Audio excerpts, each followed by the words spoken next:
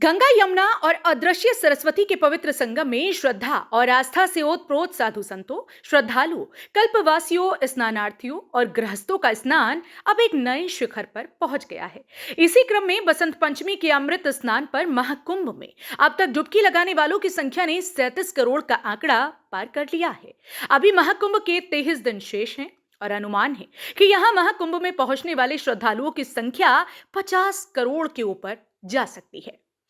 प्रयागराज में श्रद्धालुओं के जोश और उत्साह में कोई कमी नहीं दिख रही।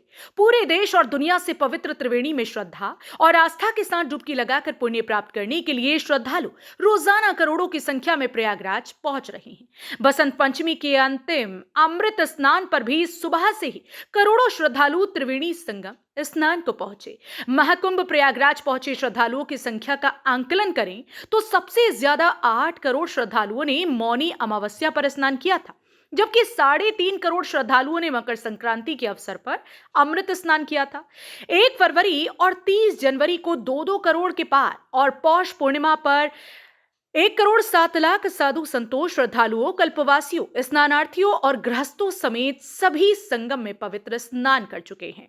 अंतिम अमृत स्नान के दौरान नागा साधुओं का अद्भुत प्रदर्शन श्रद्धालुओं के लिए आकर्षण का केंद्र बना रहा। त्रिवेणी तट पर इन साधुओं की पारंपरिक और अद्वितीय गतिविधियों ने सभी का ध्यान अपनी ओर खींचा। अमृत स्नान के लिए ज्यादातर अखाड़ों का नेतृत्व कर रहे इन नागा साधुओं का अनुशासन और उनका पारंपरिक शस्त्र कौशल देखने लायक था।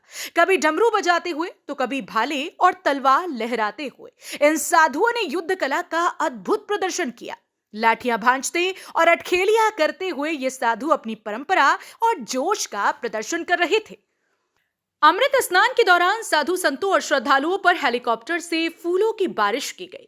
मुख्यमंत्री योगी आदित्यनाथ ने बसंत पंचमी के अवसर पर महाकुंभ में अमृत स्नान करने वाले साधु संतों, धर्माचार्यों, सभी अखाड़ों, कल्पवासियों और श्रद्धालुओं को शुभकामनाएं दी। उन्होंने कहा कि महाकुंभ केवल भारत नहीं बल्कि पूरी दुनिया के लिए आध्यात्मिक प्रेरणा का स्रोत है। हिंदू धर्म में महाकुंभ के दौरान अमृत स्नान का खास महत्व है।